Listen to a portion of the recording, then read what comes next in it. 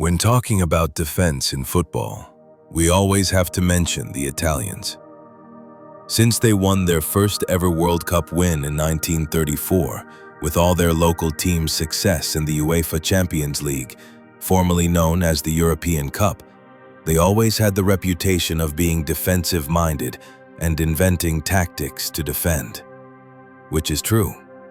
The way every team in the world defends nowadays, which depends mainly on the zonal marking system, where every player is assigned a certain zone to defend instead of being assigned to mark a specific player, was first started by the Italian manager Arrigo Sacchi in the 1980s.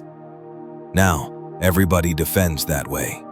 And the Italians were not just brilliant in their defensive tactics, but they also consistently always produced the world's best defenders.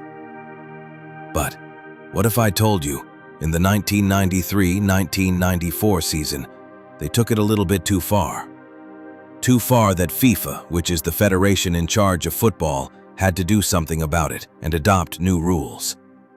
Well, our main characters in this video are the Italian giants AC Milan and their Italian manager Fabio Capello.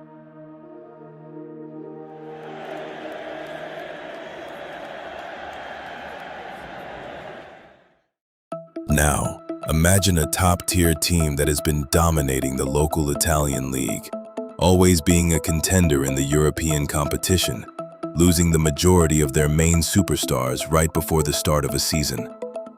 Their famous Dutch trio were not there anymore, with Frank Rijkaard leaving for Ajax, Ruud Gullit leaving for Sampdoria, and Marco van Basten being out all season because of an injury that later forced him to retire. Even Jean-Pierre Papin, the Ballon d'Or winner of 1991, who was signed to replace Van Basten, was injured in a big portion of the season. So, they had to depend on Daniele Massaro as their striker, who was considered average at best, and supporting him at the attack were Zvonimir Boban, Roberto Donadoni, and Dejan Savicevic, who were good, but not at that level of the Dutch trio or of Papin that made AC Milan the best team in the world. Although they were now left with an average attack, they still maintained their defensive brilliance, because no one from the defenders left or got injured, which left their manager Fabio Capello no choice but to completely depend on their defense. Actually, overly depend on the defense, only depend on the defense, to an extreme level that has never been reached before or after. Now, picture a defense that includes Paolo Maldini, who is considered by many to be the best to ever defend in football. Franco Baresi, who is also considered by many to be the best to ever defend in football. Alessandro Costacurta, who was always a starter in a national team like Italy with all of their defensive resources. And Mauro Tassotti, who is very good as well, and if you've never heard of him, well, you should know that he is the reason Maldini played as a left-back most of his career. You see, Maldini is right-footed, and in most cases, a right-footed fullback plays as a right-back, and a left-footed one plays as a left-back. But because Tassotti was very important, and they wanted him to always start as the right-back, when Maldini first started playing and impressing the manager in AC Milan, he had to also be a starter.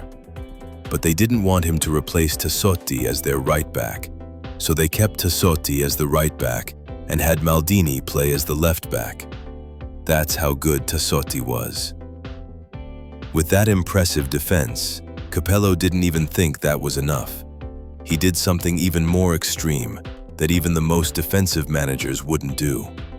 He bought one of the best center-backs in France, Marcel Desailly, and put him in his midfield right in front of the defenders, to completely lock everything up and make it a nightmare for any team attacking them.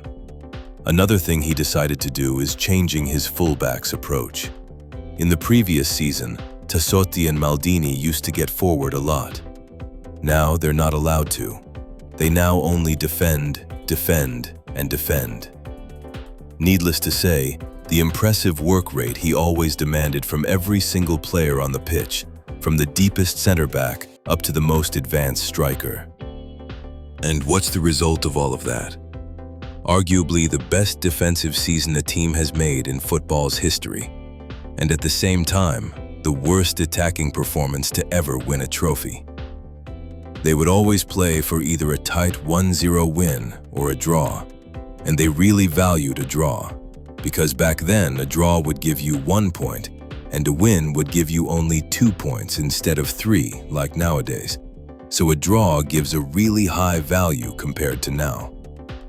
The season ended with AC Milan winning the league by only conceding 15 goals. However, they only scored 36 goals, which is the lowest a team has ever scored, and then won the league title in the history of Italy. They never scored more than 2 goals in a single league game. They also went on to win the Champions League trophy the same way.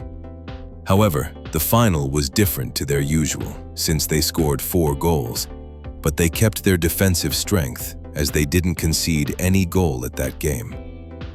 And what made it even more impressive is that they did that against the team that everybody was rooting for to win the Champions League, against Johan Cruyff's FC Barcelona. But, other than that, they exaggerated with being so defensive that FIFA had to intervene so that football doesn't just turn into a boring game with every other team trying to copy AC Milan's tactics after they saw how much they were successful with it. In 1995, FIFA formally changed the league points system so that a win would give you 3 points instead of 2. And that is to encourage teams to attack more, to go for the win, making the value of a draw not that high anymore. So, do you think this was strongest defense to ever exist in football? Or do you think there is another one worthy of that spot? Let us know in the comments, and don't forget to like and subscribe.